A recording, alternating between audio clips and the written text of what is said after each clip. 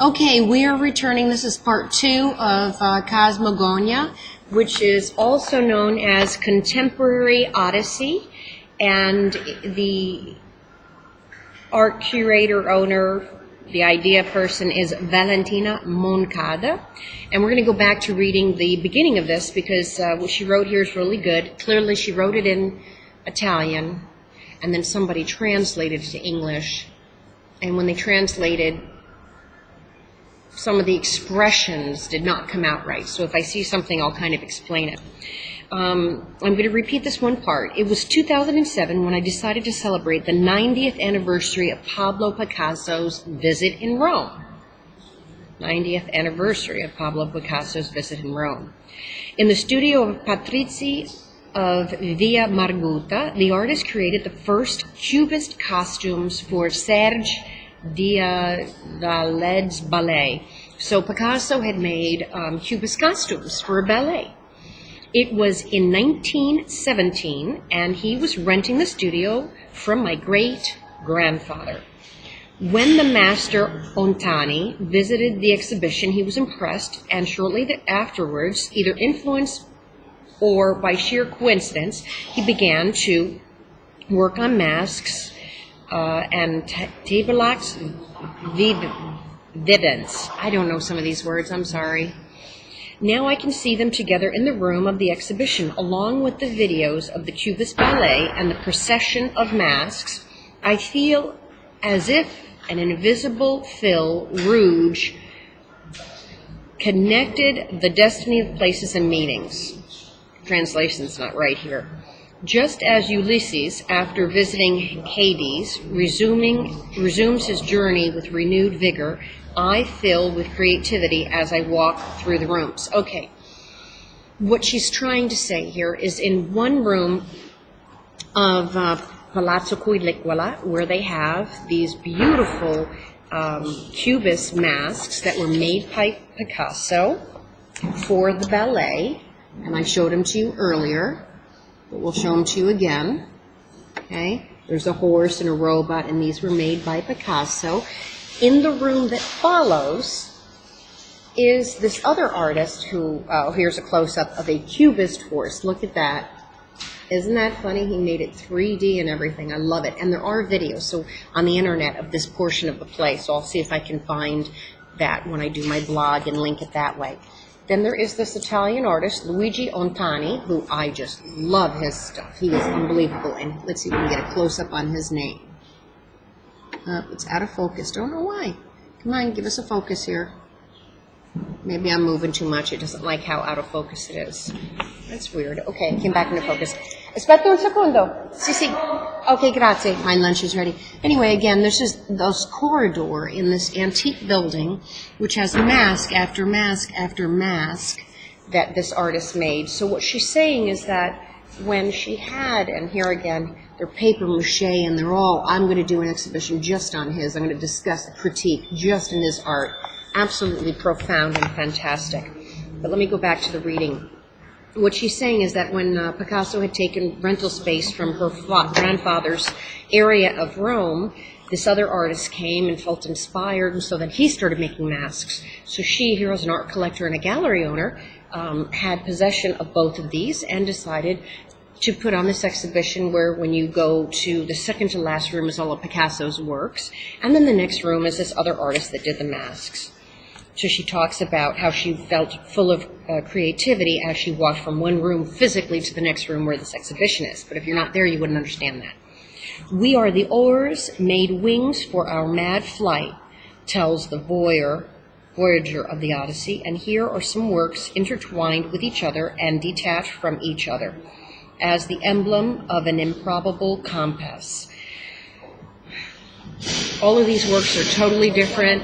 They, for the most part, have nothing to do with each other, but in some way, it's kind of like an area of misfits. And I'm not saying the works are misfits, but these pieces of the exhibition that are different misfits not fitting together all come together in that it's kind of like Rudolph the Red-Nosed Reindeer, and everybody gets banned to the island of Misfit Toys. But on the island of Misfit Toys, they all get together and make something, and they actually stand for something. Well, all these very unique standalone works are all these misfit toys, but when you bring them together, it makes a beautiful exhibition.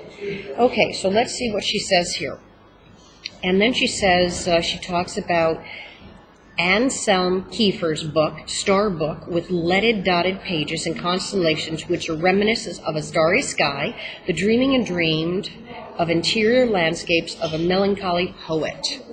The sound of the Hamburg harbor, particular and reiterated, I don't know where the hell they get some of these American words, shapes marking the flaws with the trays and hatchways of some German name, and artwork by Donatella Landi presented in 1992. And what about the coat of metal model Theo Graham's shaped like a pair of wings in Richard Avedon's shot sequence presented for the first time since 1947. Richard Avedon's, A-V-E-D-O-N-S, in 1947 did a whole photography shoot, worked for a lot of French magazines.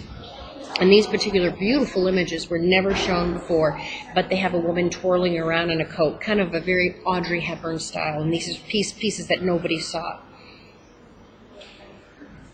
Once again, it will be a familiar tie to lead me towards the secretly guarded trunk with unpublished photographs by the great Avedon. So there was this trunk of this famous photographer, and it never got shown, and she's pulling it out of his trunk. If the movement is reminiscent of flutter of wings, Rachel White Reed's ceiling on the ground overturns our perspective of high, low, negative, and positive. If the sky is my sea, my oars or my wings. If the sky is my sea, my oars or my wings. Kind of interesting.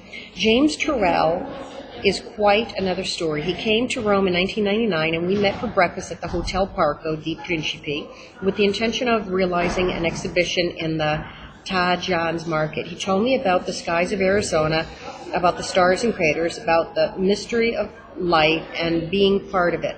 I am in the light.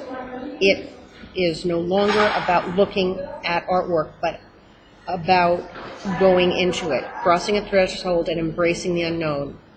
His volumes of changing light represent an invitation to travel and call. Art is not to be merely watched. It becomes an experience where we meet ourselves. And I know which piece she's talking about with this. It was a good piece. This artist cut a hole in this wall. You sit down in front of it, and then you put all these different kinds of lights moving slowly and kind of like a static on a TV, but a little bit of a pink static and a little bit of another static. So you sit down and you swear you're watching the TV, but with static. But then you go, well, okay, what's the big deal here? And you get up and you stick your hand and you find that it's merely a wall with a hole cut in it. And he's got these lights going off in such a way behind the hole that when you're sitting here looking at it, you swear it's static on TV, but it's not. So it was really quite funky, and it gave you a much higher appreciation. And then Jose Maria Sicilia's warm Spanish painting, the pigment on liquid wax subsiding and leaving pictorial traces layered like a masterly archaeology of knowledge and color. In his home studio in Majorca, we talked about the poet Juan de la Cruz, about the mystical and sensual vision which is so typical of Iberian culture, transforming wedding night. Okay, we're on the last 3 paragraphs. When venturing around the world, I curated the exhibition of 2 Oriental artists, the Japanese Yayoi Kusuma in 1993 and the Chinese Chen Zhen in 1991. Kusuma arrived at the gallery escorted by her entourage with the title of National Living Treasure. She was treated as an artwork, arranging her soft silver palette shapes placed in silvery shoes or on the surfaces of her pictures, which was like part of her obsessive vision. I was 8 months pregnant and felt in tune with the exhibition. She gave me the silvery shoes as a present, and I started feeling a rhythmic vibration. My daughter was nearly born that night. If that happened, Let's see here for a minute. Somebody was calling me, and now I lost track of where I was at. Okay. All right. Let's see. He was still completely unknown when I met him. I was in Paris when the critic James Sand suggested that I should go and visit a Chinese artist who arrived from China. He lived in the modest space under a staircase. He did not have much to show me. Some artworks made of rice paper and engraved marks with objects put into glass showcases. I offered to curate his solo show. I found some drawings which were published here for the first time. I'm glad to introduce these three young artists.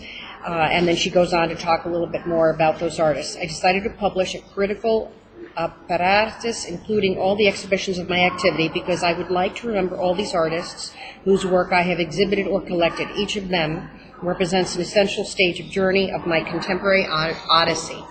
Anyway, I'm going to have to write on this and put the pictures up, because right here it's very difficult to explain it, but it's an amazing exhibition.